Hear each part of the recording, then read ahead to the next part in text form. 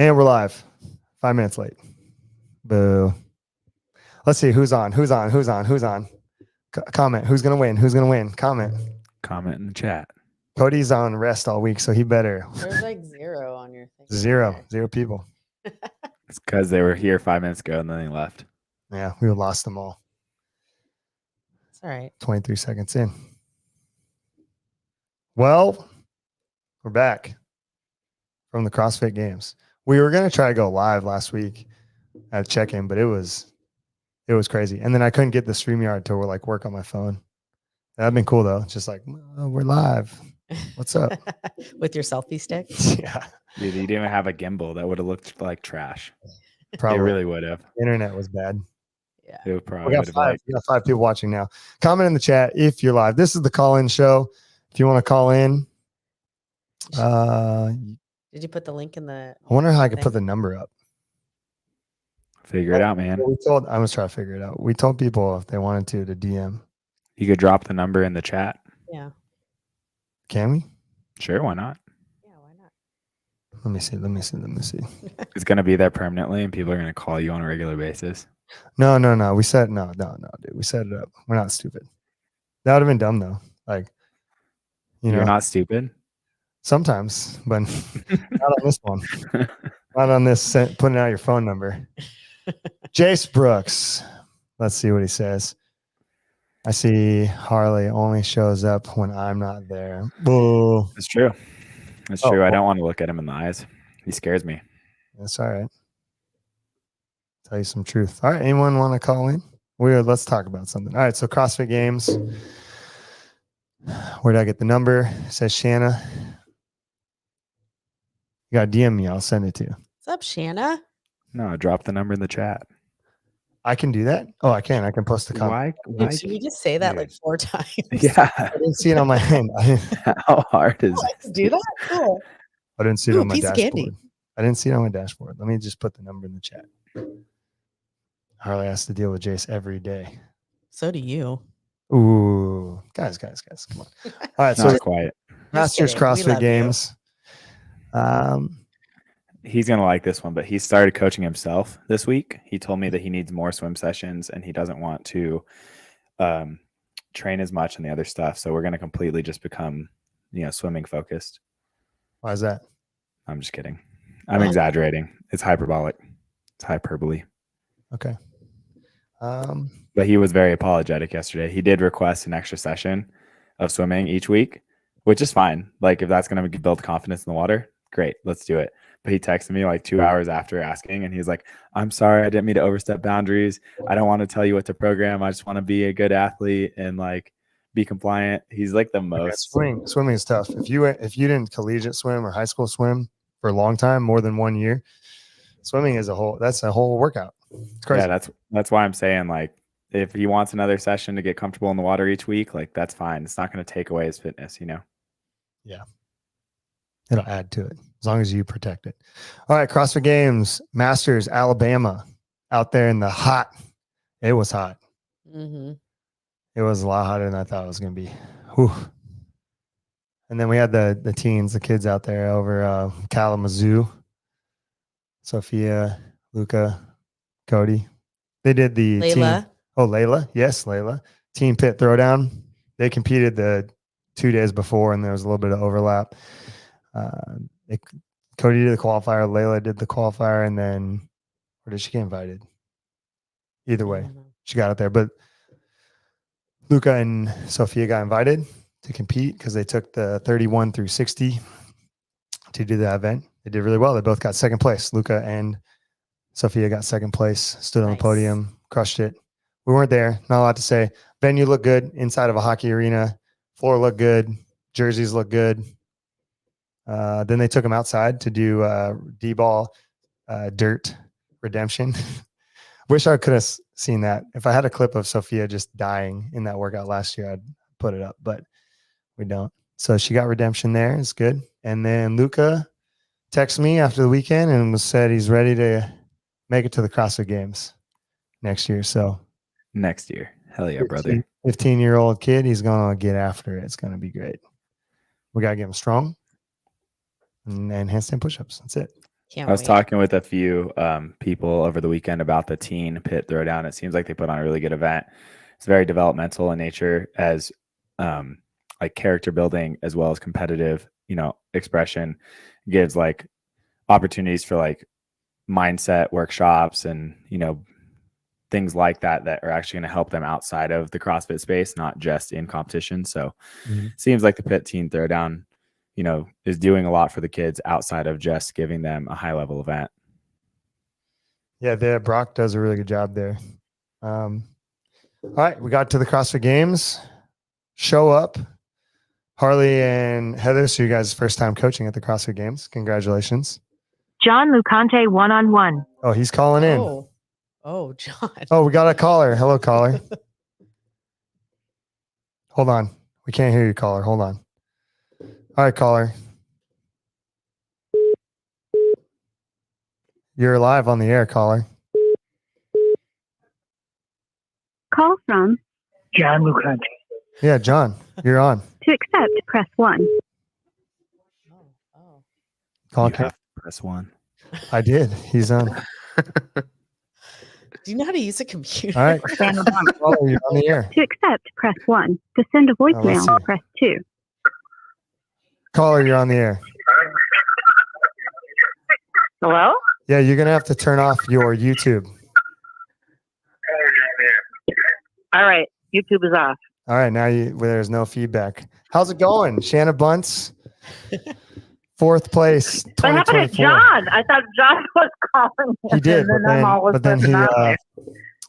he got booted because his thing went away. I don't know. He canceled the call. He got booted because you're in 4th place and he was not.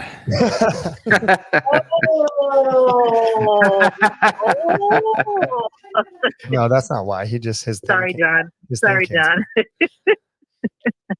I It gotta was a figure- little confusing. That's okay. All right, we haven't really talked about the games at all. You guys, Huh? we haven't even started talking what do you about the wanna know? games. Oh, anything. We're getting rolling here. We congratulated the Heather. game was pretty fun. All right, we congratulated Heather and Harley for coaching their first CrossFit Games. That's as far as we got. I know they did awesome. You hear So that? do you have any feedback for us so we could improve our services, Shanna? Remember, you're live. And you love us. Well, it's hard for me to give you feedback because you weren't coaching me. So, but I saw you there, and I saw you present for your athletes, and I saw you doing a lot of talking and encouraging. At least that's what I saw and kind of heard. So it looked like you were engaging well. So, compared to every other coach I saw hanging around, yeah, hard to say. I think you guys did good though. Nice. Let's start with the venue. What'd you think? You've been to the CrossFit Games when it was at Madison. Did you ever go to the CrossFit Games in Carson, like take the trip out and spectate? Yes, I did spectate in Carson. Okay, cool. So give us a rundown on the 3 locations then. Yeah, I think Carson was great. It was hot though, and so like the only downside I ever saw to Carson was there's no indoor venue, so you really never had like any reprieve, at least as a spectator, from the heat. But Carson was great because you had a tennis stadium, which was it was kind of put you right on top of the athletes when they were doing any workouts in the tennis stadium, and there was really good. No seat seemed to be a bad seat to see all That's true. the competition. And the soccer stadium was the same. The nice thing about the soccer stadium is you did get some shade at times, depending on where you were sitting. And I think Madison was very similar. They had, but their version of the tennis stadium was indoors, so at least you had some respite from the sun and the heat at times. And I thought that their outdoor venue in Madison was fantastic. Yeah, that was very good. I think they're gonna have a hard time replicating that.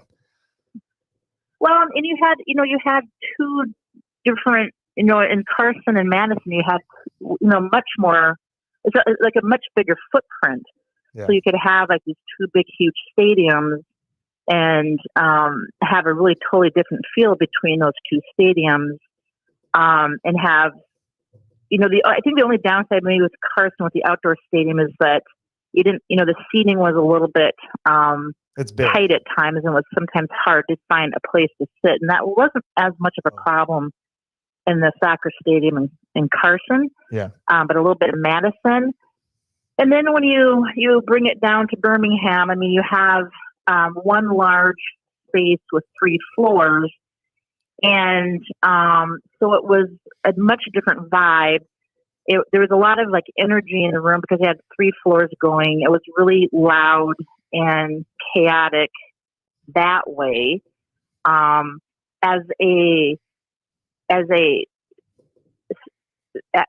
athlete, when you're in that venue itself, there's nowhere to really like relax. So I was kind of glad that they had the athlete village fairly far away and in a quieter spot. And I think because of that footprint in Alabama, I think that they did have some issues with trying to get the 3 floors orientated in a way that there was equal access to the floors by coaches and spectators. Yeah, Brian says here it was way better for the fans to get close. And he's been, I would imagine it was absolutely fantastic because, like, when you were in the other 2 venues in Carson or Madison, the athletes were very, very separate from the spectators. And you had your warm up area and your athlete area that nobody could access, and then you were led by athlete control to whatever venue you were brought out. You did your workout, and you came right back in very controlled areas back to the athlete area. So there's very little interaction between the athletes and the spectators. And I do agree that in Birmingham, I mean, you could, you have really close and easy access to the athletes, and you could bump into them as they're kind of hanging out or walking to the venue, and you were much closer. And I think that was probably a bonus. Yeah. Yeah, it was nice. I mean, the energy was good because of the 3 floors, but it did make it chaotic because of 3 floors. So it's kind of a good and a bad. What'd you think about the difference between the years, right? So you already touched on that you were secluded with the coaches and athletes in the years prior versus now you have more exposure to spectators and other athletes and other things going on with the warm-up area and how you walk out. How was that relative, like comparing? I mean, for me, it was fine because, like, I didn't. I didn't feel like I was bothered by being so close with spectators, and I think the spectators were very respectful. And if you're walking out or walking to your warm up area, they weren't like in your face, hey, hi, and just distracting you. So, and of course, I don't know that anybody cares about me out there that much anyway to distract me, but so I thought that was fine. I didn't feel like that was distracting me from my ability to concentrate and perform prior to walking out on the floor. All right, cool. Yeah. Well, I was going to actually say that I was kind of thinking about it, like reading CJ's comment about managing the athletes and the warm-ups and the 3 floors. Well, let's read the comment. Let's do this for the people who are on the CJ says, how was it for the coaches managing all of the athletes and multiple workout floors? Was it challenging to potentially have athletes warming up and competing at the same time on different floors? Short answer, yes. Yes. But I think that it was more favorable because it was like literally in one big like arena room, and then they had the 3 different floors. So like the floors were really close where you can be finishing up on one floor and the next person starting like 2 minutes later. Sorry to cut you off, Heather, but this is a good one. So like this guy right here, screen sharing, he's standing on one floor, which was like the deadlift area, which was a flat floor, just barbells. And they also did the snatch there and the front squat there. And you can see the people in the background and just outside the barricades. Then this was the other floor where they did the standard. So I had one rig on one side, one rig on the other, set up the same workout floor. They would advance towards each other. So 10 athletes on one side, 10 on the other, facing inward, which I would have liked them to face outward on a lot of the stuff and then face inward on the rig work. And then this is the other floor where they had 2 A-frame rigs set up, one on each side. And then you can see where the people are behind there. And then this was the same thing, A-frame floor, just a wider angle shot. And you can kind of see the event center there. And then same thing. This is a good shot too. You can see like all the stuff in the background in the event center. I mean, these shots make it look, it was good. I think it was tough with the 3 floors, but it was good. Well, the floors were great. Like the setup, I guess what I'm trying to say is that because they were all in one big space, you could easily like literally go to all 3 floors within 20 seconds, right? Like they're all pretty close. So if it was like to the like Madison, right, where you had the outdoor or like whatever the 2 spaces were, I never actually went to Madison, so I'm not really sure, but whatever the 2 floors are, like you could have been like running across, 5-10 minutes. Like, I don't know how long it would take to get to the 2 floors. So like that would have been, I think would have added more of a challenge. But being all in the one space, I felt like it was easier to get to the athletes and Marissa's right. They coach could have them. put bleachers in. Yeah. More bleachers. There were some bleachers in one of the floors, but they could have Yeah. put bleachers around. Well, So she said the bleacher situation is a miss in my opinion. Well, and Marissa and I talked about it too. Like, and I know we kind of talked about it briefly, but like they had the 3 floors, but like in the past in Carson and in Madison, they've always had 2 floors and they've always managed the games on 2 floors. And so we were kind of saying like it would have been nice because all 3 floors, the way that they were set up to run 20 athletes at a time, they'd have 10 on one side, 10 on the other. And they basically were just like racing to the middle and then coming back. Like, so watching the race happen was really challenging. And especially as coaches, right? Like we're standing kind of on the end lane with our athletes and we're trying to look at the lane that the athletes are in or like their side, and then also watch across the way and try to actually see where other athletes were at. And I think us as coaches, it was challenging. So I feel like it was probably challenging for the athletes too, to really like know where they were at.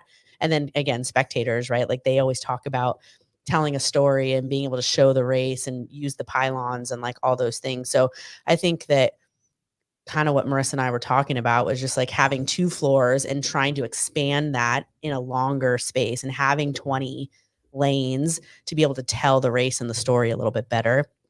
Yeah, the problem with that is like Marissa brought up. So Jason is in charge of the floors and everything else. And, you were there. It won't come up. You were there and you saw, there it is, the pillars that hold up the whole building. So Jason said they couldn't turn the floors due to the live stream and then also like those pillars. So there was logistical considerations of the building itself. Yeah. And like, that's, I don't know. How do you feel, Shannon, with doing 20 in each heat? The number in each heat didn't really bother me so much, but it was really hard to keep track of where I was compared to everybody else with having the lanes facing each other. So like normally in Madison, everyone would be on if there was 20 people in a heat, which there oftentimes were, you'd have everybody on the same line progressing down in the same direction. So you could easily see at times who was in front. Yeah. And I think with having the setup that they had, it was hard maybe for spectators and definitely hard for me as an athlete to know who was ahead of me, because instead of having to look from side to side to see where people was, I had to actually turn around or turn my head all the way around behind me to see what was going on in that direction. And that was pretty much impossible in the middle of an event. Correct. So it was definitely much harder for me to keep track of what the heck was going on with my competitors.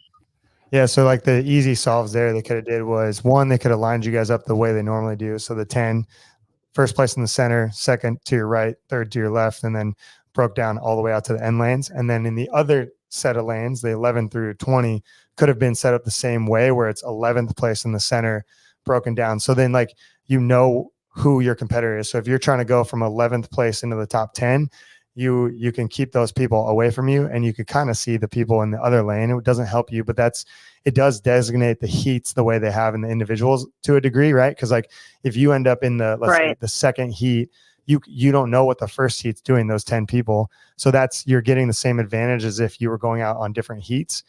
And then that way you're right next to each other racing. So having them across from you was a miss, I think, like you're saying, where they're in the full other lane where you'd have to turn around and look at your competitor. And that's a really easy solve, just to set the lanes up that way, the normal way it's always been, and just omit the fact that like there's 20 people on the floor at one time. And then that way, and the other thing too is just facing, like having the start and finish mat where those lanes are back to back, where you could face the, what they call like the barricades. So most of the work you could face the crowd. Yeah. I think another layer to that is that Marissa pointed out the competition. So like the lanes were odd numbers on one side, even numbers on the other. So they were technically still set up to where the leader was in the middle, but second place wasn't just straight across. It was actually straight across and one over. So there was like a weird stagger to it, which then added a layer of just confusion. You weren't even able to like stare your competitor right in the face. Like you were That's what Melissa was clarifying in the comments. You were exactly. That's what I was bringing up there. Across from you. So like you couldn't, like Harley's saying, you couldn't see him at all. Unless you knew exactly where to look. But honestly, even as a coach, I didn't learn where to look until like the third event. And it's like, oh, okay, this is the way that it's truly laid out. And so like the fact that there was a learning curve with that makes it hard, one, to tell where the competition is. Two, it's hard to tell the story of who's racing who, and then there is an easy solve. And I think that solution Todd laid out of just putting like essentially breaking them into two heats, but in one heat, one side of the floor is the faster heat, or whatever, the faster section of that 20 group of athletes. And then the other side of the floor is the slower. Yeah. Yeah. And it helps too, because they're just, that's a disadvantage that Shannon had. Like she didn't know where anyone was at. And then we're trying to scream on the sidelines, like you're this many reps away from this person. And it gets way too chaotic and everybody's yelling and they can't hear you anyways. That was another thing that I wanted out of the setup. And I think this is very manageable. I think the coaches, and I think this for the individuals and the teams, everything else, I think the coaches need a coach's alleyway. I think, and like Shannon, maybe you could talk to this. I think that the coaches have a bigger role in the race when your athletes are really high up in the race than people understand. I think there's a lot of gamesmanship, and my ability to see the floor and tell her she's 3 reps behind or this many seconds behind, and having that intimate conversation, even especially in interval work, like you guys had the one interval, or in the squat, the front squat, Brian could see me, but there was a huge advantage that he could see me very easily. But even still, I had to like hold up fingers, and that slows the process down, which he's losing time in this 5-minute window because of that. Whereas he could just walk up to me and be like, hey, what am I going to do next? And then walk back to his thing. And it's a quick turnaround. Same thing with like Jen had some issues where I was trying to tell her something, but you can't hear. I'm trying to use hand signals. I'm too far away, even though I'm like close and there's everybody yelling for other athletes. I think it'd be easy to put like a coach's alleyway, and you got to stay to like the right or the left of their lane, and you can like hold that position and talk to them. Do you think that would be beneficial? I totally agree, because that there is one floor, because of the orientation of the floor, that no spectators or judges or coaches could access. And I was often, on that side a couple times, which meant that when I am in that lane, I can't see you directly in front of me. Yeah. So like when you were trying to I know you were trying to communicate with me on a few of the workouts, like the wall ball workout, and I couldn't hear you. And in order to look at you and see, I would have to totally turn my head 90 degrees to my right and try to pick you out of a crowd and see what was going on. So from that standpoint, that I think that communication is very imperative. Especially in that scenario, because like breaking it down from that one, you were in a fight with Tia Vesser, and like if I could have talked to you, I could have let you know that she was 13 wall balls ahead, and all you could have pulled ahead of her if like you knew that because you could have started wall balling when she was wall balling and do, let's say, 3 or 4 extra wall balls every set and then drop it. And then when she picked it up again, you could have went and then like 2 extra wall balls after she drops it, and you start chipping away at her lead. And I guarantee you, because the number of sets you guys did, you would have passed her and won that. Yeah, workout. I think like, right. I had, I had really in that workout no idea how far ahead of me she was. And I do agree that information would have been helpful, because if I had known I was that close, I thought she was like maybe 20 or so wall balls ahead of me and uncatchable. That was my perception in the middle of that workout. As I'm chipping away at that last 75, I'm like, she has me and there's no way I can catch her. And I think, yes, if you had been close enough to me to indicate how close I was, it might have helped me and to motivate me more to like, dig deeper and redline harder than I was, because, I had no idea I was that close to getting her. Yeah. So it definitely would be helpful to have the coaches closer somehow in those scenarios. I do agree with that.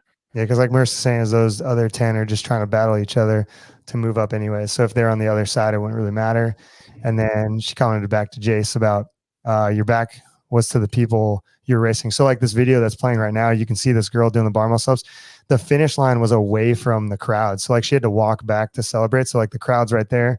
She does the barbell slop, and then she's got to run to the center of the room away from the spectators. So it makes it way less exciting. There's not like all your people and you're cheering and you're hyped up. Like she's cheering now then right there, but it wouldn't be cooler if your end line was against the railing and everyone was there. And then like Marissa's saying, it's depending on the movement you were in the workout, you could just walk up to the floor and know what was going on because you were there, as far as like floor setup. And then Jace really likes the idea of seeing the line of coaches with like stopwatches would be really exciting.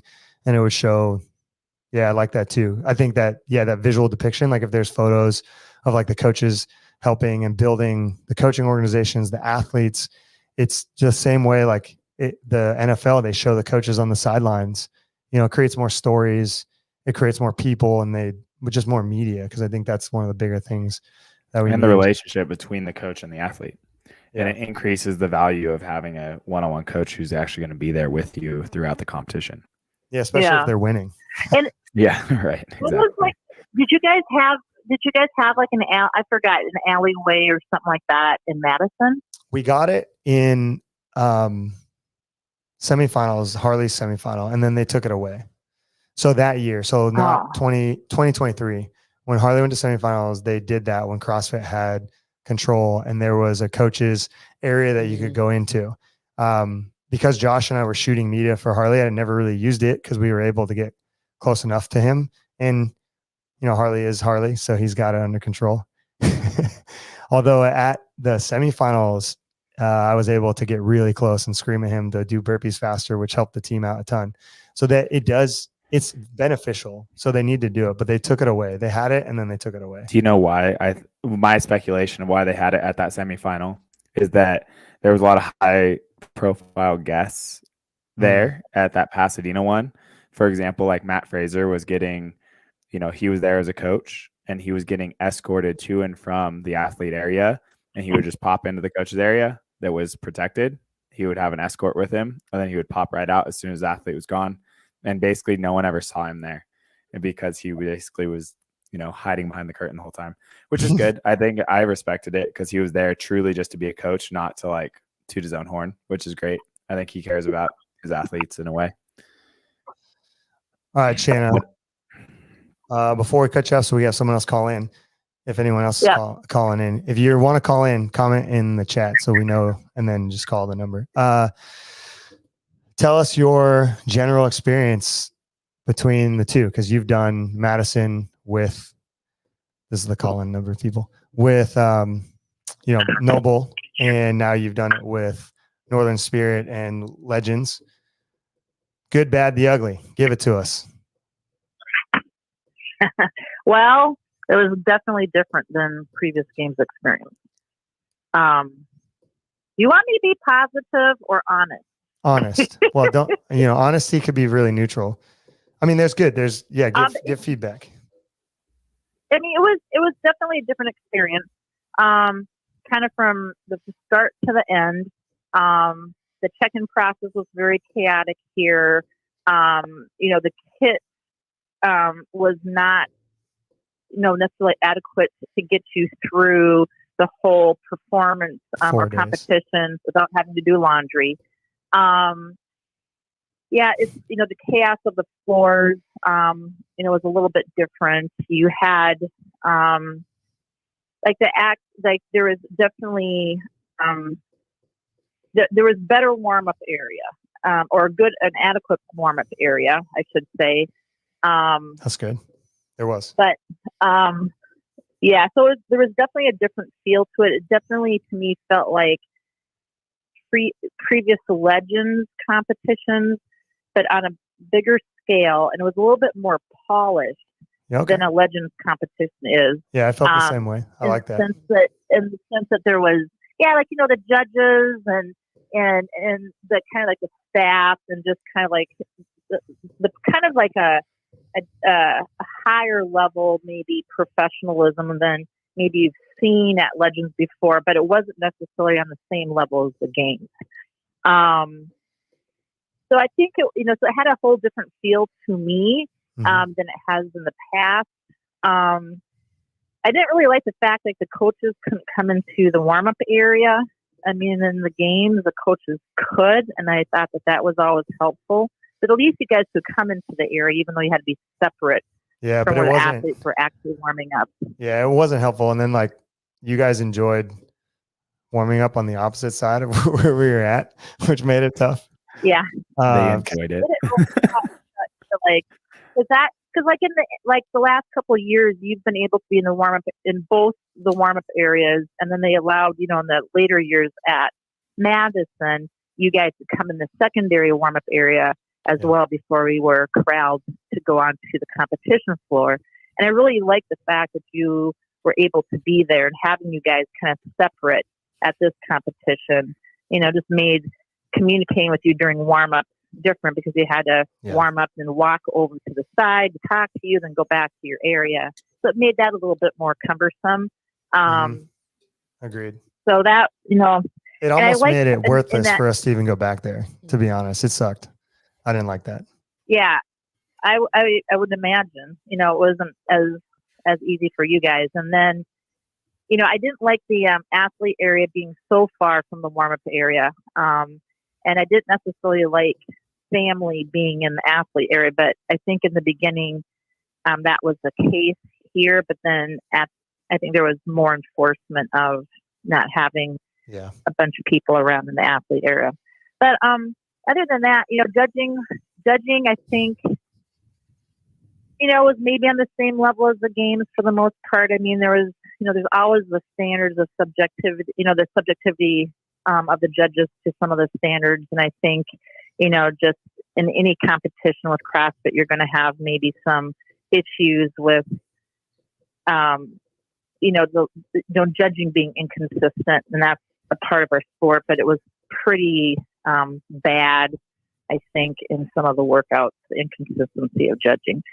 So that was a little frustrating with this competition, but all in all, it was fun and I had a good time. And one or two things that they could do that you think would greatly improve it, that are pretty easy to do? The judging? No, just generally, just or improve the competition. Yeah, just to make it more, because I know. Yeah, go ahead. I think making, picking workouts that are easier to judge, or making the, I think from a judging standpoint, because that is a big deal. I think picking movements or picking a standard that's much easier to judge and call. And then the only other thing I think that would make this better is the check-in process. I think was really hard. Yeah, and I think that bad. Bob and Joe are aware of that, and I think that they know exactly what they need to do in the future to make that a much easier process for the athletes. So nice. And hopefully they'll come up with more interesting programming. Yeah. So. All right. Thanks, caller. Bye-bye. Well, you're welcome. Talk to you guys later. Bye. Bye, Shanna. I like this calling. It's fun. So Now that she's off, I'm going to disagree on the judging. I think the judging was harsh, yes, but fair across the board. When I really started watching, because I was getting frustrated in the beginning, the advantage that we have is that she is an athlete in one lane with one judge, and it's tough. But we as coaches have the advantage, and we had 10 athletes to watch different heats, different athletes, you know, and like some athletes were getting called on certain things, some athletes weren't getting called, some athletes were getting given stuff. So like I could see why that perception is that way from her vantage point, but from my vantage point, and I think you guys would agree that there were a lot of no reps happening. Like even at one point, Brian was like, "Were those good?" I was like, "No, those were no reps, dude." And everybody else is getting no reps. Like, go faster, you know? yeah, So, like in that final event, Brian's single arm thruster, he got a couple no reps, right? And he comes back, he's like, "Were those no reps?" And we're like, "Yeah, those were no reps." He goes, "Okay, cool, got it." Took care of him I for did, sure. I did. For those no reps. Yeah, no, they were definitely. You didn't lock out. He didn't lock out his elbow. But at least when you said that, you're like, he was like, yeah, okay. Yeah, he you're was right. super receptive. He was he like, took "All it. right, yeah." I was like, "No, dude, those were no reps." Like he was like, "Okay, I'll be quiet." But yeah, I mean, yes, the judging could always be better. She's correct. You could pick different standards, but I definitely disagree from a bigger the vantage point, watching lots of different judges, lots of different floors, lots of different workouts. Like, you know, they were trying to be out there. Like I will say this, ask the question, what will you say? I don't like that. And I don't know if you guys noticed this. I was talking to Brennan Dorman about it, and like they had their judges meeting in the middle of one of the floors, and a couple of times they would put their hands in and say no rep. Like I don't like call. Yeah, it's like the team call. I don't like that for many reasons, but like primarily the fact that you're already guilty until proven innocent as an athlete. And that just kind of perpetuates that, you know. So to Shanna too, it's like they're out there trying to no rep you. And it's like they shouldn't be out there trying to no rep you. Right. And I feel like that's in that culture by like putting your hands in and saying no rep. I don't like that. Yeah. I agree. I always like the idea that you're trying to make them a counter, right? Like make them just count your reps because you're moving to the standard virtuously, etc. But part of the game is riding the line at times. So ride the line and make the changes needed if you have the virtuosity to do that. So circling back to one of real quick, two of 10 of Sarah's events, the judge counting errors to not knowing the workout, and the third that the judge counted snatches that she was missing. Oh yeah, because the plates weren't loaded. Yeah, that loading of the plates was not a good move. I mean, that just changed the whole workout, and it created a lot of hoops to jump through for both athletes. I'll tell the story of Sarah specifically. So they did have to change their weight. About the workout. Okay, so the workout originally was supposed to be 4 bars. They snatch, and it was a 4, 3, 2, 1. What then happened was they didn't have enough equipment, so then they changed it to 4, load weights, 3, go to the next bar, 2, load weights, 1. In Sarah's specific example, to tell a story here of what Marissa's saying, in the third bar, the judge, she didn't load the 2.5 pound plates back on because it was confusing of what you had to load, and they had some weird jumps. And so she snatches the bar. He just is holding his hand up, doesn't no rep her, and doesn't change the number, and like basically says nothing. And we're all screaming at her, you forgot the plates. And like, it is her responsibility, but you would think the judge would just be like, hey, you got to put those 2.5s on. This doesn't count. Right. Like, to be a nice person, regardless of whatever. Like, did the judge no rep, or did they not realize? Didn't do anything. Just held the number up and like stood there. And we're like, bro, can you not? So yes. Like, at least communicate no rep and then state why you no rep them, which is you don't have the proper loading. You don't even have to say how to fix it. Just say, bar's wrong, bar's misloaded, no rep. Weights on the bar. The judge they didn't even do that. They can't do that. To Shanna's credit, yes, they need to professionalize that a little bit more, right? They got to get better. Like, just step outside of your brain and go, I'm not no repping them. I'm holding my fingers up, and I'm not telling them that you're not getting any of these reps credited because though you forgot to put the 2.5s on, because we already made it super complicated with the changing of the weights. I didn't really want to talk about that workout because I really hate that workout and how it played out. Mind you, it was a 3-minute cap. So, and I think the fastest times for the men that I saw were like 1:20. So like power trips. So you have a 1:20 to a 1:40 second long workout, like, right? Like under 2-minute workout. John You have Lucante someone- Oh, one-on-one. we got a caller. We got a caller. We got a caller. Sorry, Harley. But keep going. We'll tell the caller to wait. Hold To on, accept, caller. press 1. Oh, To got press send one. voicemail, Ah, press jeez. 2. I don't know how to work this thing yet. We'll get better at it. All right, caller, hold. You're on the air though. Harley finishes his story. Okay. So like then you have those moments where he's not no repping clearly or whatever is happening, no repping clearly or communicating that something needs to change in a workout that is under 2 minutes. And so if like first place is 120, last place is 140, you're then getting exponentially punished and going from like middle of the pack to last just by not communicating. It's like that sucks.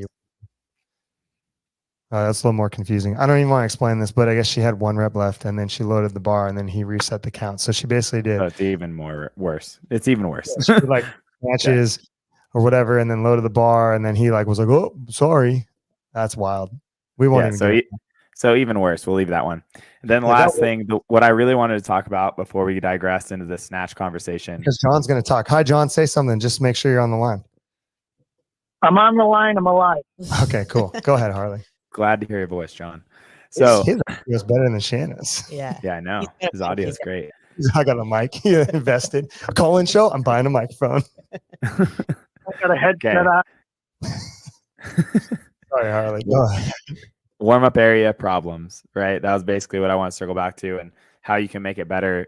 The rationale I heard was that the warm-up area was segregated due to the sheer number of people, but the sheer number of people had to include those teams and the few 70-plus individuals that were added on to like the side that weren't technically the games. It was the Legends Classic, right? They needed to get 2 areas. Either 2 warm-up areas or you just don't do the teams, because after talking to the people who did the teams from my gym, they felt like it was with some of them. I know that I talked to some of them. I haven't talked to all of them. Because Marissa's just going ham in the comments. Sarah Timpson did hella snatches. We got it. Okay. So she did 5 at the bar. She's a badass.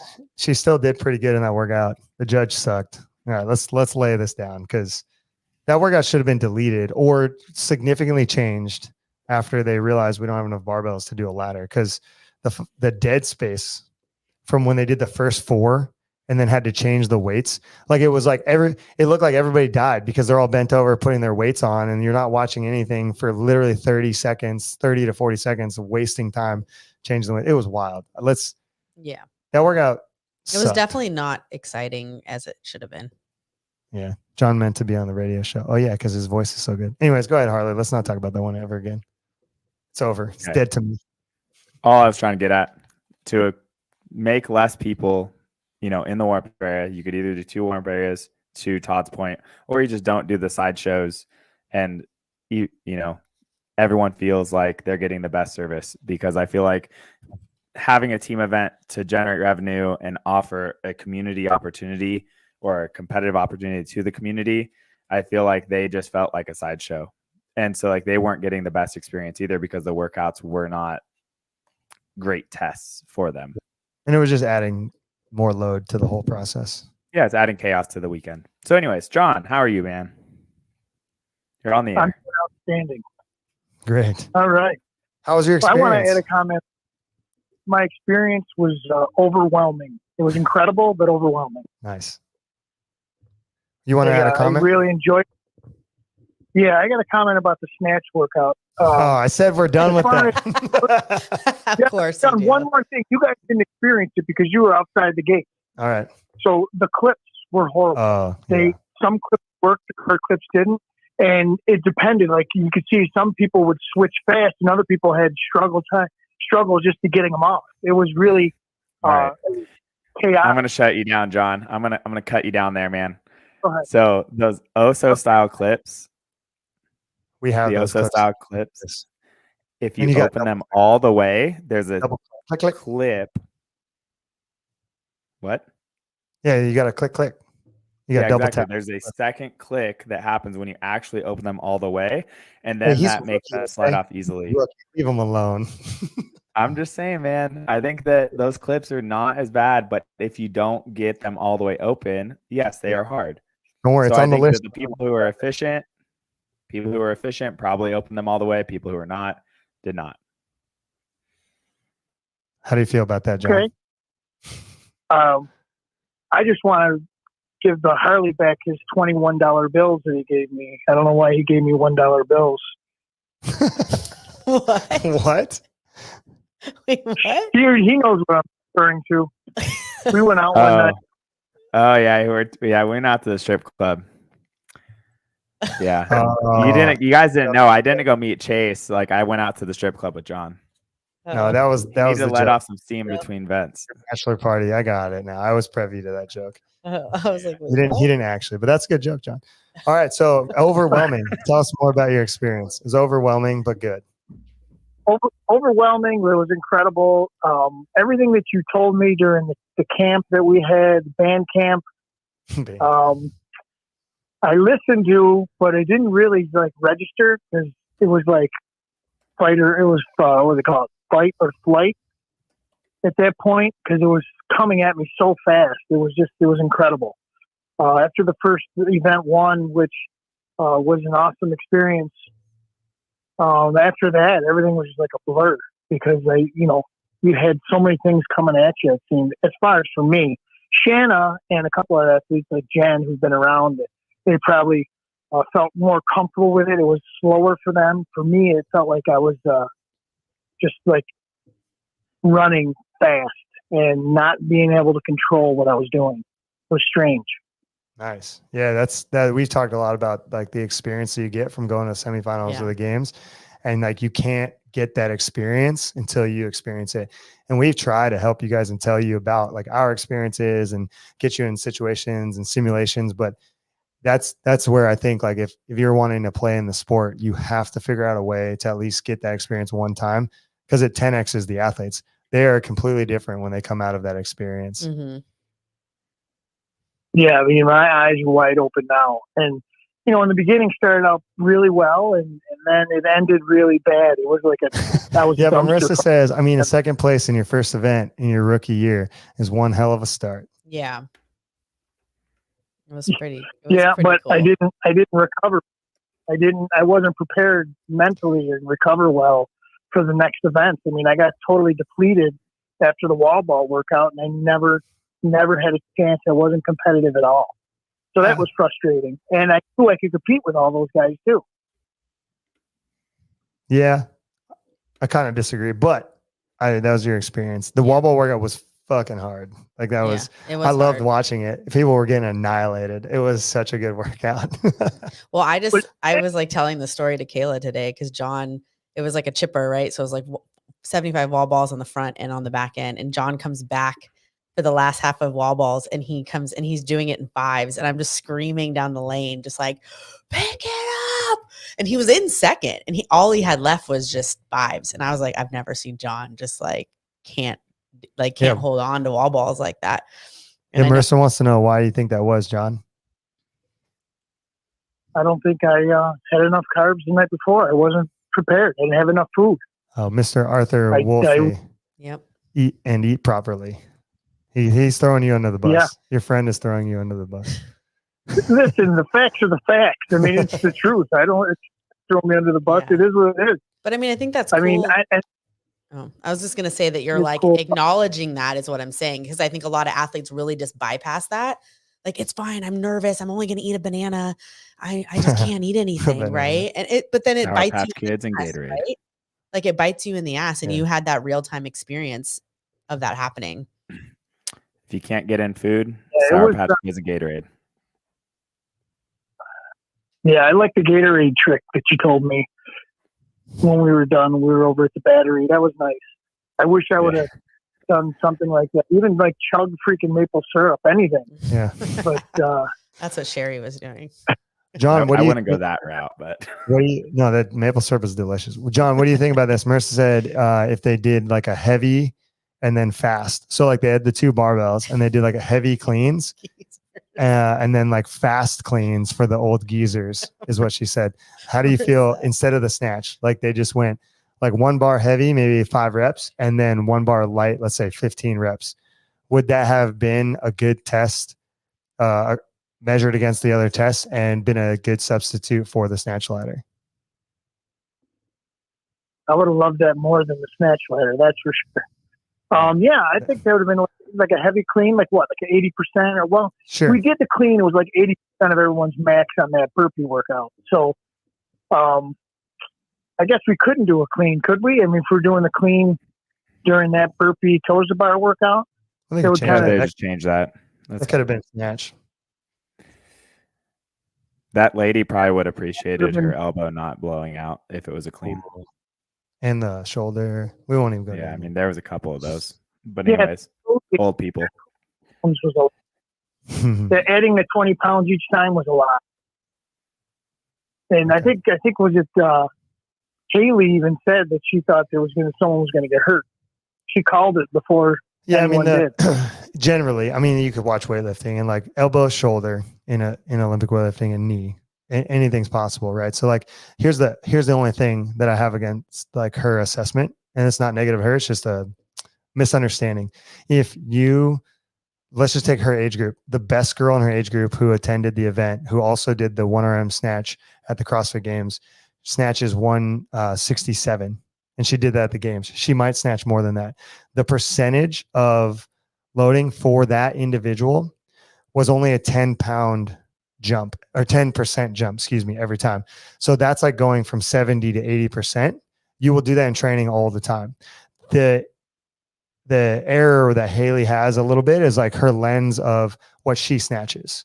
When you snatch lower loads, that percent jump becomes greater than when you snatch a heavier weight. So when you're a more proficient snatcher, the percentage decreases a lot, meaning you snatch more versus the prescribed load. And that's why we try to get people to snatch as much as possible. So when they're giving a load, it's a smaller percentage of their 1RM, or the fixed jumps become easier for them. Does that make sense? Yeah, total Yeah. sense. But yes, it is. I I'm mean, doing- it's generally dangerous any way you slice it, for shoulder and elbow. And we know that. And doing it on the day that they did, I think with a masters competition, I know there's 35 to 39-year-olds, but they should have put that like the second event or something. And you could argue that about half the field is not or are not 35 to 39. More than half the field for sure. Well, yeah. I mean, I even lump those 40 to 44-year-olds closer to 35s than closer to the 55s, right? That's Just fair. Generally. So, and That's and those divisions had 40 of each, and then the higher age divisions had 30 of each. That's why I said it have to be. Yeah. But it would have been cool to see them go run, deadlift, and like destroy the posterior chain, and then come in and snatch and see what they got. Because there's no, other than your legs, there's no damage on your arms yet. Versus doing the run, the wall balls, the overhead squat, lunges, and then the next day, shoulder to overhead. Yeah, rope climb, shoulder overhead, and then trying to have them snatch.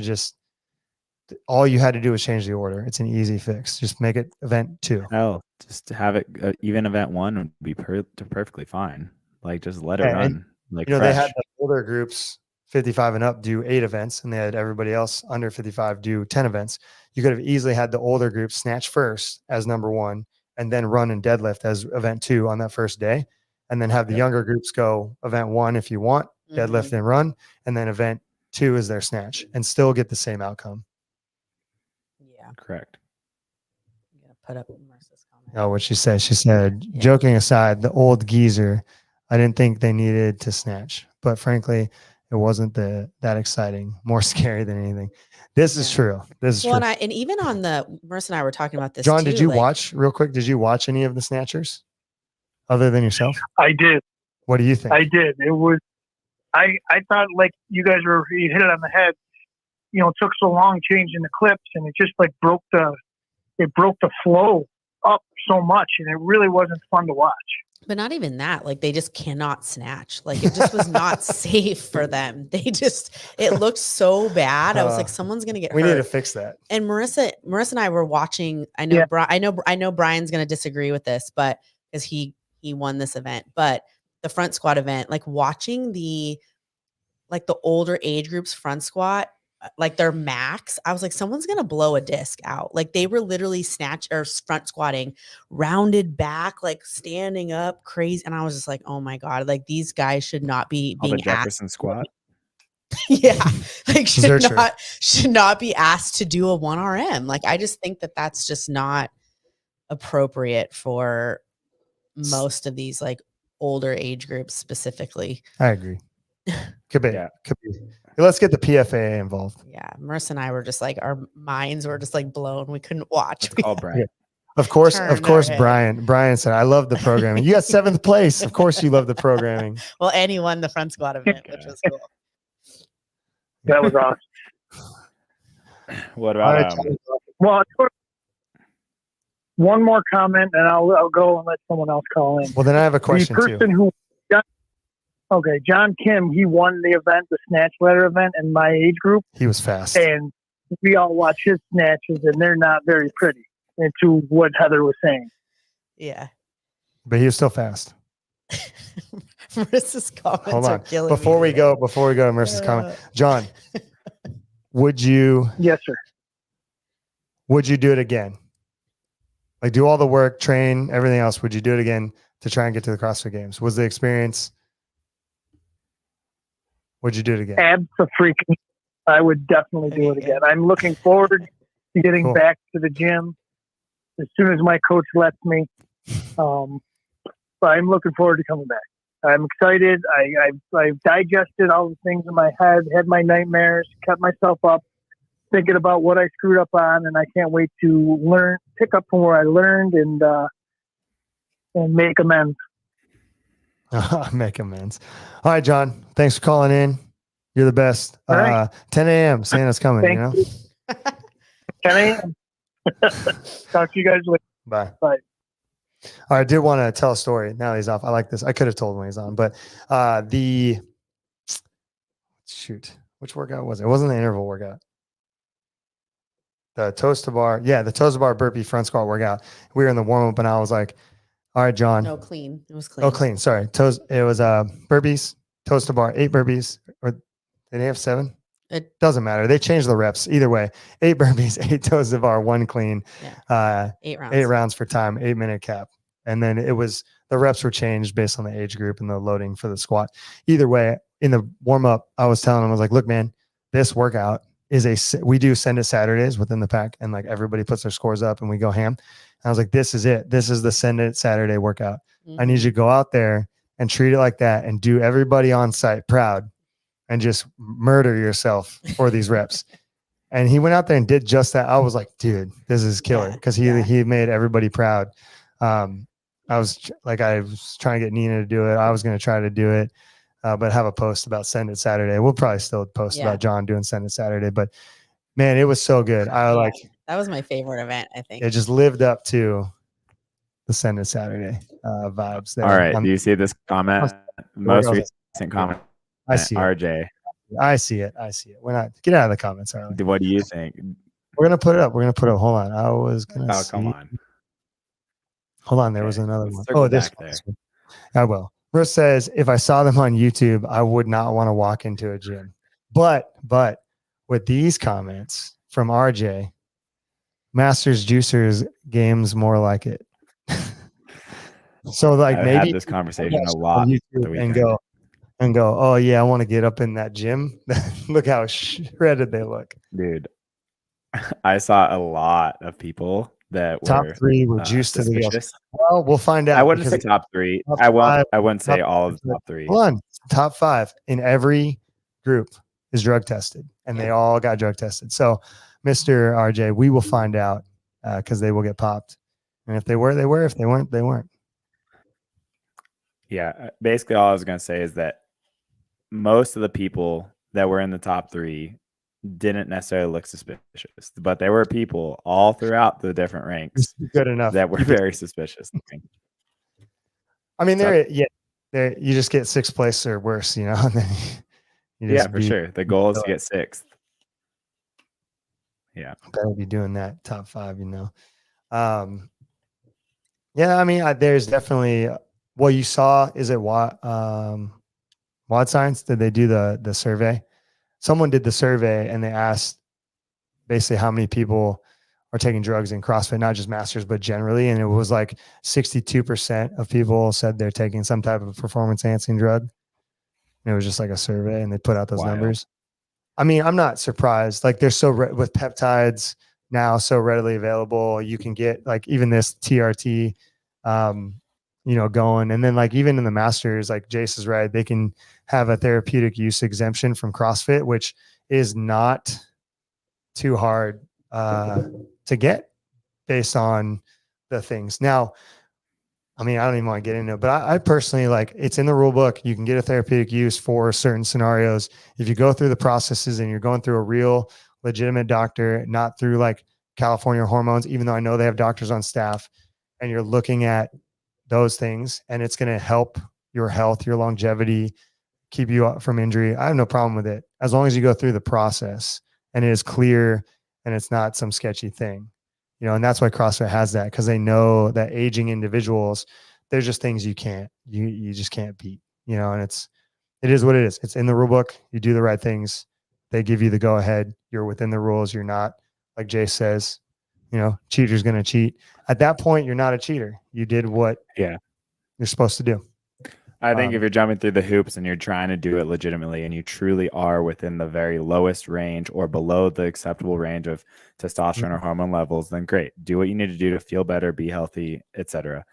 But to Marissa's point, I'm surprised I'm even surprised they tested 5. Like I was talking to Max Hahaj and he's like, I want to see the drug test of that guy who squatted 45 at 44 years old. There's absolutely no way these guys are natural.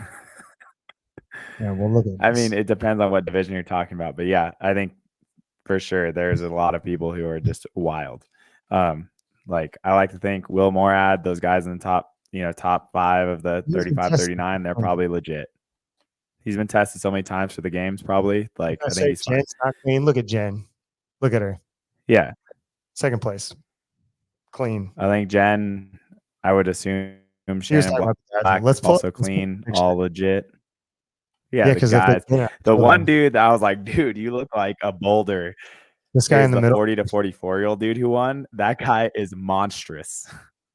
That guy is huge. His head is tiny, no hair, and just like Jason Grubb. No, 44. Oh, sorry. That's 45. Middle guy. Yeah. Previous. He was a big guy. He's a big guy. Look at this guy. Looks like Luca right that here. Guy. Look, doesn't he look like Luca? Third place in 45 to 49. He does. Yeah, just in 30 years. Yeah. In 30 years. I mean, we know Sean Ramirez, he served a band. So like he took drugs right here, 3rd place. He served his band just like Ricky Garrard. He's back. Let's go to the 70s. Where are the 70-year-olds? Oh, that's the other post. You think Hippensteel's on drugs? Hippensteel's looking pretty young. Okay, let's see the 70s. Here we go. Look at these guys. Yeah, dude. 70 plus. Look at them. This girl right here, 3rd place, does not look 70 plus, dude. I know, it's crazy. Wild. It's so cool. David said in the comments, Hiller just put out a video about Adele. Adele's the guy I was talking about for 40-44. Not the singer, Adele. No, not Adele. It's Adele. I was just joking. I mean, you never know. You never know. And you also don't know. Like, no, for sure. I have no idea. Therapeutic use. You know what I mean? That dude is a monster. All right, let's see what David says. He says, I suggest during registration, you can donate extra money and the testing funds, and those are tested. Well, let's start with like physicals first. Are you healthy enough to compete? How about we start with that? Get your heart checked, something, anything. Did you see what Sophia said about they didn't test any of the teens? How does she know that? I don't know. I don't know if that's true or not. Yeah. How does she know? They didn't test any of the teens this year, though. Thought that was interesting. Who's your sources?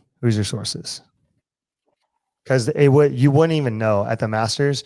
You would not, unless you had people in contention for podium, you wouldn't even know that they left somewhere else and got tested. You'd have no idea. Or if you were coaching in the back and them asking for IDs, you'd have no idea that they got tested.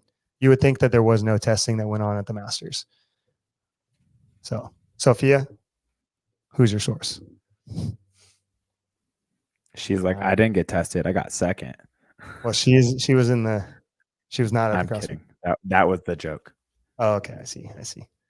All right, the guy It who was a got joke. on drugs. Everyone's so enthralled by the Everyone's drug. on drugs. Everyone. The guy who got third in 45, 49, just back off a ban. Oh shit, I didn't know that either. Well, hey, take them, do your ban, come back. Don't do that, people. Don't do wild. that. Don't do that. I think I'm on the Michael Phelps camp, where right now he's advocating in sport that if you get banned, you're done. That's it. You are banned for life. I'm on that. I like it.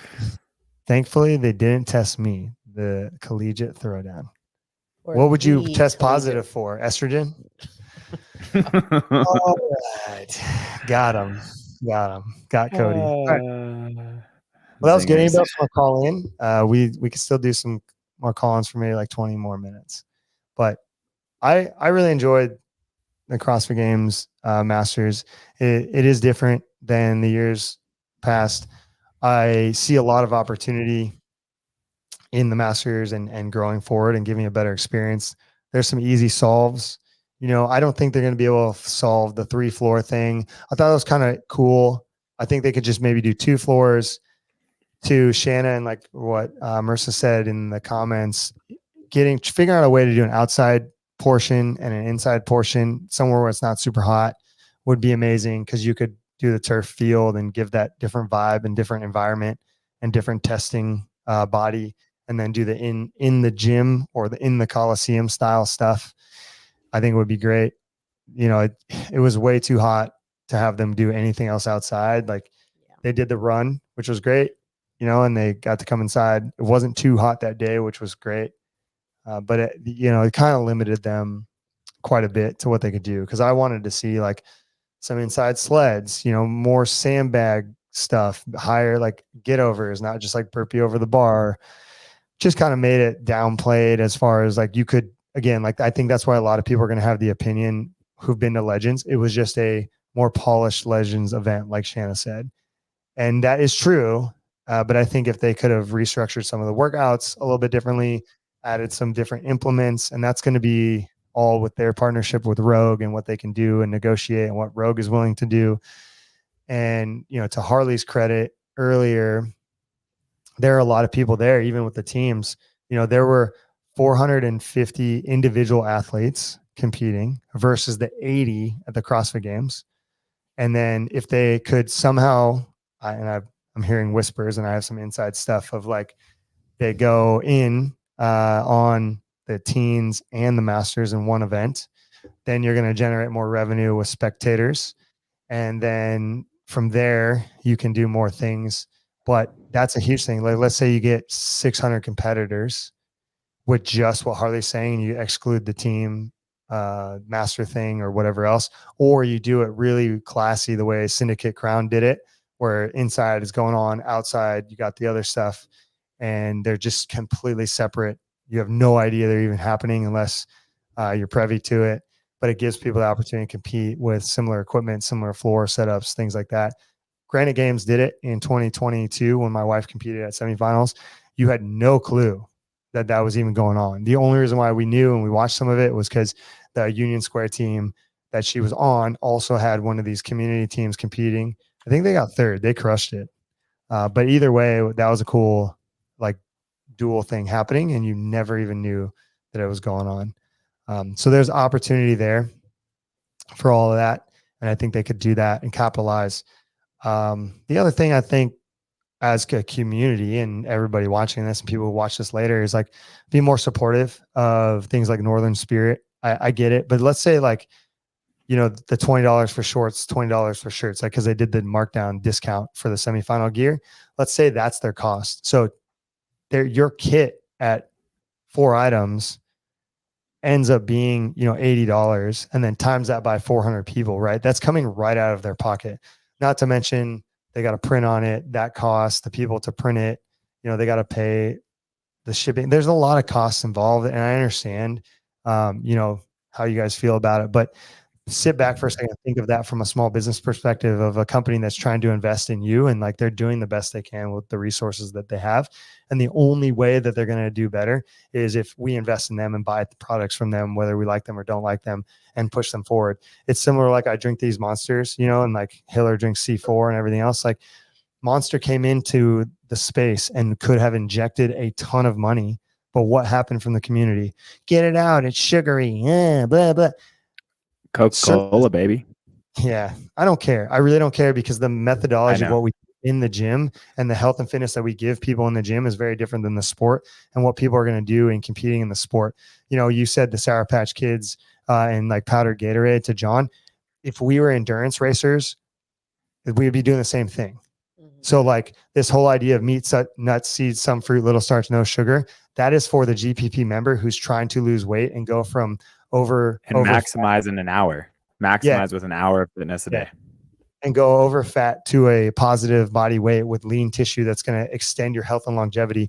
It's not for performance and highly glycolytic, high power output activities the way that this is. And like anybody who knows anything about endurance racing, you know, cycling, running, marathons, triathlons, you're going to know that the way you eat for that is going to be the same way you eat for CrossFit.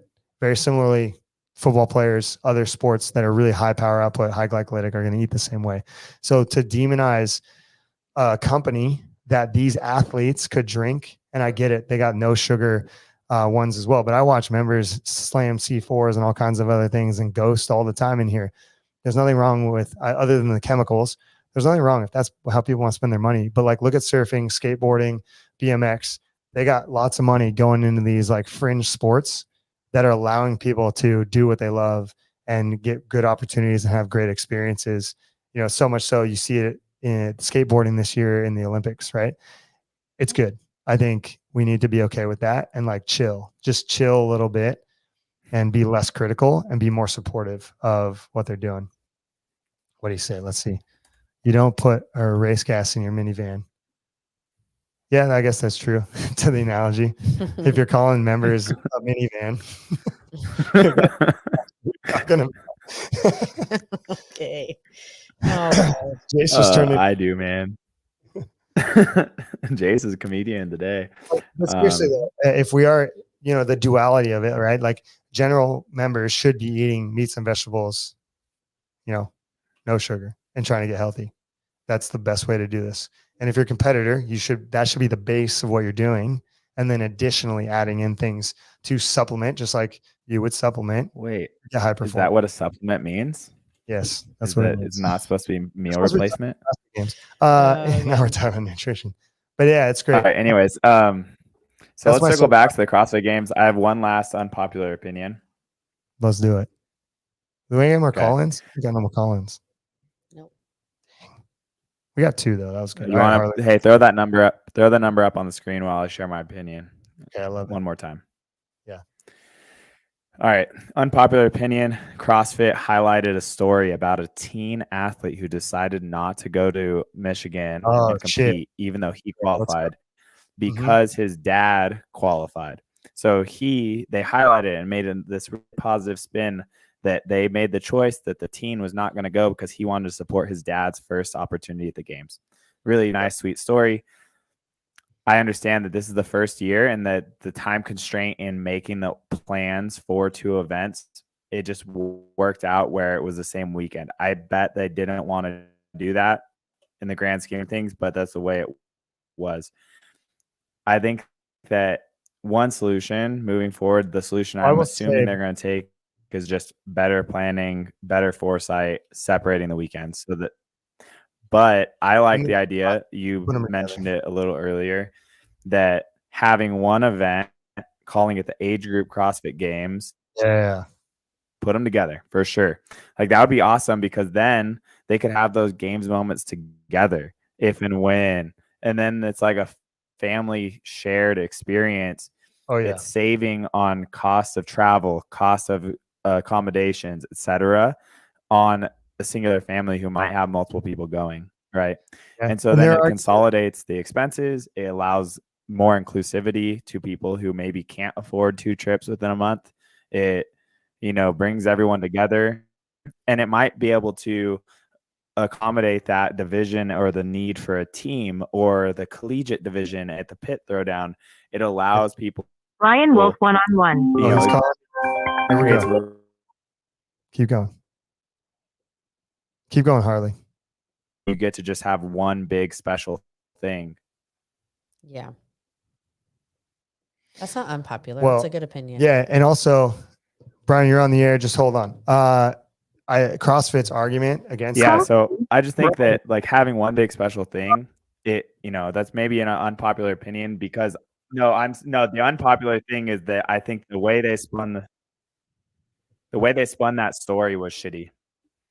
Yes. Oh. And what's funny though is David Hippenspiels, he went, and his daughter also went 1 year to the games at the same time, and they got to share their experience. Also, Brittany Weiss and Brittany Weiss's mom went to the games together. So it's happening more commonly than they believe it to.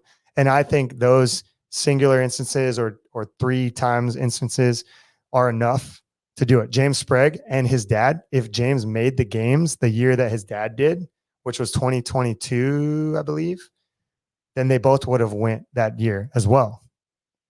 So that's also another, like, I have those instances where it makes it valid to go ahead and then also combine them. You as a coach, right? Like that was something that we struggled with too, like having kids over at the pit and then having the masters. It's like you can't coach both. You can't be there. Yeah, we can miss those life opportunities to enjoy the celebration. I heard a story that there was a guy, I think he was from Hawaii, who flew to both. He spent 2 days at one, flew to the pit throwdown, 2 days there. Sorry, vice versa. 2 days at pit, 2 days masters, then the last day at the pit. Yeah. So he was literally traveling back and forth. Yeah, David Johnson, he says, I don't see this happening only because one would have to the other as far as control unless CrossFit mandated it. Yeah, so they don't really care.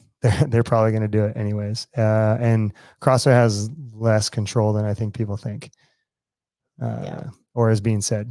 Well, and I think like one of the girls that we were talking with over the weekend about that was like organizing. Brian's on the line. I know. Okay. Anyways, they were just saying like too, they were fighting for like vendors and stuff too. Like there was like vendor issues and whatever. So I think it's like combining that like would make it a lot easier too. Yeah. Okay, Brian, what's up? What's up, Brian? Hi, how's everybody doing? Pretty good. 7th place at the CrossFit Games. Congratulations.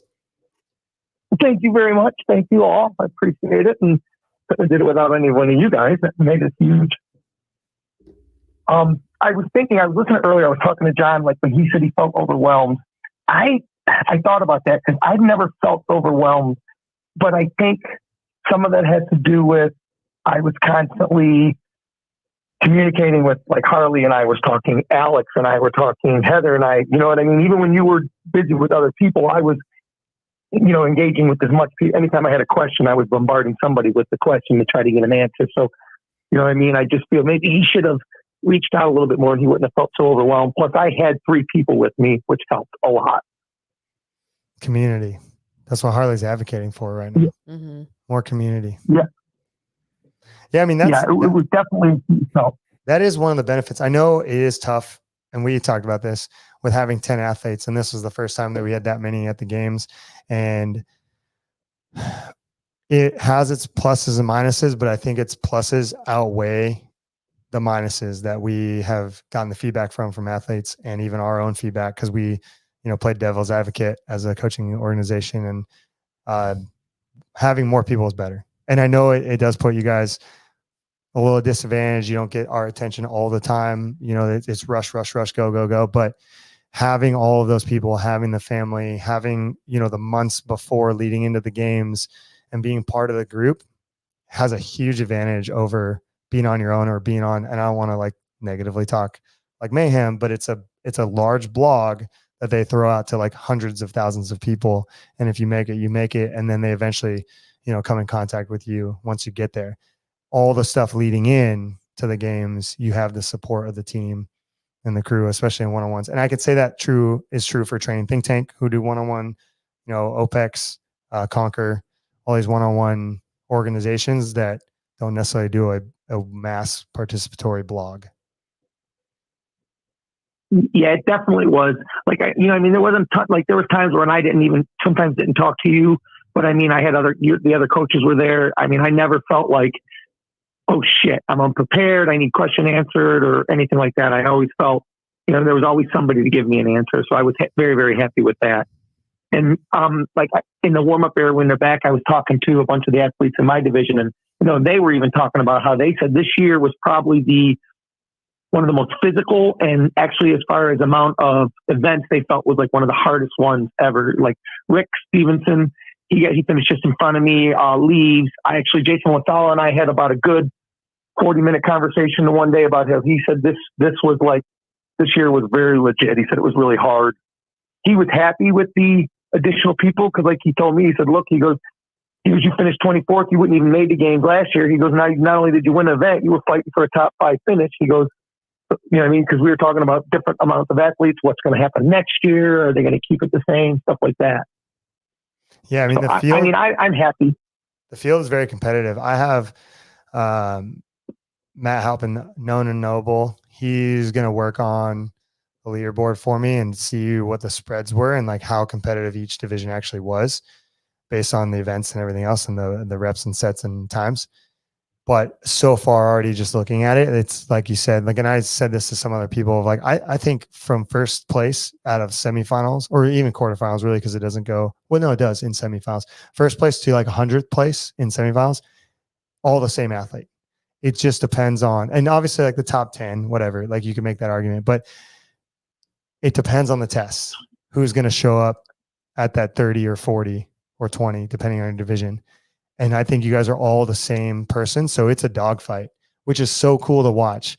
Because I told someone this today in the gym, one of our members was asking me how it was. And I said, I literally could argue and show you, and you could come and spectate and then watch the individual games. It's just as good as watching Brent Fikowski and Justin Medeiros.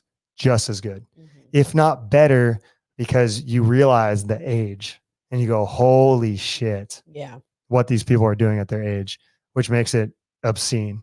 And like watching the 70-year-olds do bar muscle ups on that final day was wild, wild to me. I was sitting there, Cece and I were watching and we were just like, it's jaw dropping watching them do that. And they're not like out there chicken winging, getting all crazy. It's like good bar muscle ups at 70 years old. Well, somewhere. So say, hey.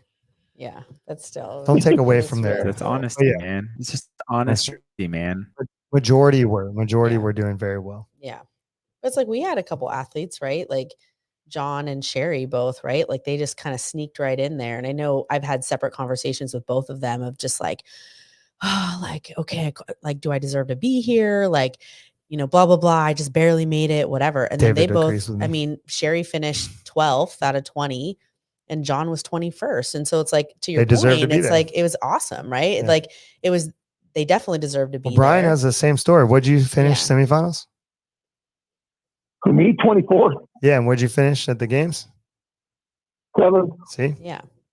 Right. And so it's like, definitely like the tests, the order of the tests, all those athletes are the same. They're all just as fit. It's like, do you get the right tests and can you perform when you need to perform? Yeah. And that's hopeful too for people who like want to compete. Like, because I think if you're like, say you're 80th in your age group, it's like, I could do it. You're right there. You just gotta work a little harder, get a little closer, get a good coach, get your head screwed on straight. Be more like Brian. Brian, I got to commend you. You were happy the whole weekend. Yeah. Brian was just, dude, you're so fun. You brought the hype. Yeah. I love it. Thank you.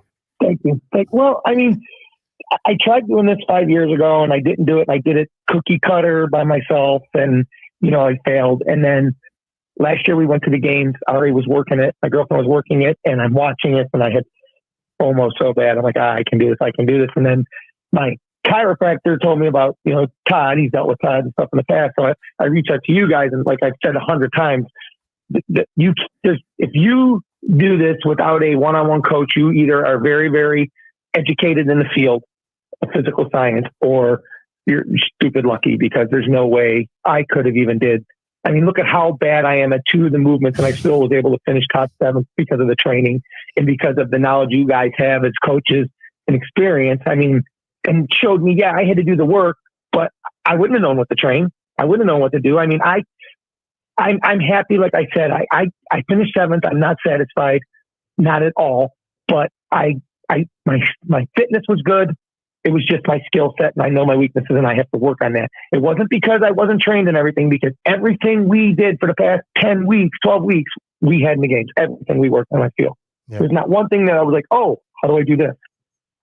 So, I mean, I'm super, super happy. And that's why I tried to enjoy it, because it's kind of like a wedding. You know what I mean? When you have your wedding, it happens so fast afterwards. You're like, holy shit, it's over. And I didn't want that feeling. And now it's depressing because now it's over in a sense. I mean, you get to look forward to next year, but it was like, you want to freeze the moment for a little while if you can. So I was trying to enjoy every minute. Well, we appreciate that. We're trying to do it. Even David Johnson also, he thinks these workouts came down to execution solely because of the movements, rep count, and the weights were very accessible to most athletes in each division, which is true, which comes down to, like, you got to be just as fit as the person next to you. You got to execute.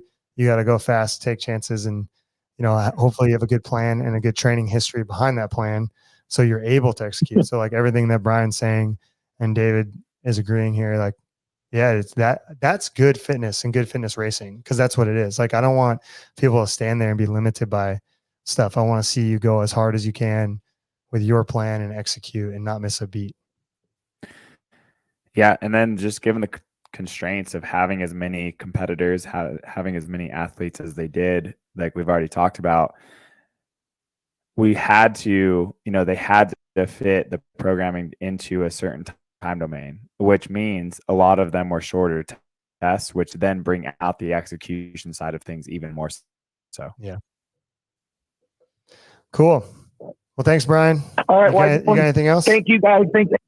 I just want to thank every one of you very much. If I didn't get a chance to say personally, I appreciate y'all and can't wait till next season. All right. You're going to be the first one up frame, dude. Looking forward to seeing you in 2 weeks. Yes, I will. All right, Brian. Bye. Bye, Brian. All right, guys. Dude, the call-in's fun. I'm happy with this. I'm just going to podcast. Like, this is great. How do we make money off this? All right. Any closing thoughts? I think that was good. Yeah. It's, you know, it's not, I'm going to say it's not the CrossFit Games as we used to know for Masters. And let's just, like, wash our hands of it, you know, because you could easily sit back and be like, I'm never going to do this. I don't want to do it. But the thing is, it's going to go on. Yeah. You know, legends are going to go on. Pitt's going to go on. We'll see what happens with the actual CrossFit Games and everything else. But these guys are passionate about it, Bob and Joe, and they really love it. You know, Jason, the event organizer for them, who's partnered with them, he runs the Monster Games. They're really passionate about it. They're going to continue to do it and figure out ways to make this happen and make money. And, like, I think with more media, more selling of what these people are doing, it's going to be great. And well, and I think the come up is there's more athletes competing. Like, if we just stayed with the regular CrossFit Games, it's just like 10, like, and then you just, I don't know, you just get more opportunity, which is better, I think.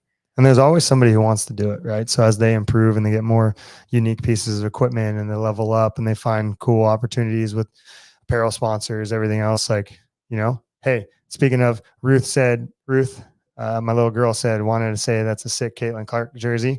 Iowa 22. You know, I mean, look at women's basketball.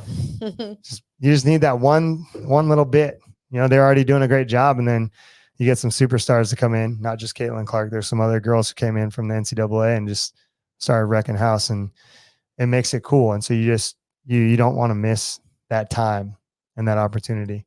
Even this time was good. I think our rookies had a great time, had a great experience, and because they don't know any different, it wasn't tainted. And I think that's what's really tough. I think if anyone's done it in the past and they did this experience, try not to let it get tainted, because there's somebody who never had the other experience and it's not tainted to them. It's phenomenal. And it was really cool. And I look at our media and I look at the photos that Harley took and the videos that I did and how they're put together. And it's like, I'm going to look at those photos for the rest of my life. And, like, I know no different than that year and the Noble year and everything else. It's great. And the expression of what those people could do and the journey and the experience we got to have with them as human beings, same in quality. And like, that's what I'm going to do. I'll tell you guys now, I was ready to retire. I was ready to like, I'm You're good. always ready to retire. I know, but for real, I was ready to stop coaching one-on-one. And just, but like, I looked at it, I'm like, nah, this is too good. I'm gonna keep going. I'm gonna go till the CrossFit Games goes out. Like it's too much fun. And it's regardless of like, can you do better, you know, your shortcomings as a coach, as an organization, as everything else, like, yeah, we'll get better. We'll keep getting better. And I really love it. It's so much fun. And like, as much as I love the affiliate and just watching human performance, like I'm going to write workouts until I'm dead. And we're going to try to get people as fast and fit as humanly possible and just push those limits. So you were not going to be seeing less of me. You're probably going to be seeing more of me. Can't wait. Caitlin Clark, let's go. Was that a birthday present from Ruth? It was a birthday present from my wife and my 6-month-old daughter. She's really good on the internet, Heather. Oh. She knows how to work a computer. Oh, well, she's a genius. She's pretty smart. Just kidding. I hear she's advanced for her age, very upper percentile. That's not true. All right. Harley, got anything? No, I'm good. Sick. Heather? Nope.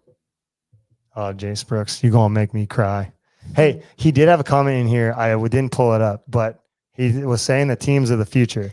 Does that mean that you're going to, depending on what the rules are, fly out to Rochester and be on a team with your boy Cody? You guys are very similar heights. You got massive cleans and snatches. Yeah. It would be wild. And even if you don't make it, I think just being here and that experience would be so fun to watch and like be a part of. So selfishly, think about it. Anyway. All right, guys. Call-in shows. Like, subscribe, hit the bell, comment after the fact. Thank you for everyone today who commented. The chat was on fire. It was. I appreciate it. You guys are the best. Today. And we'll see you next week. Bye.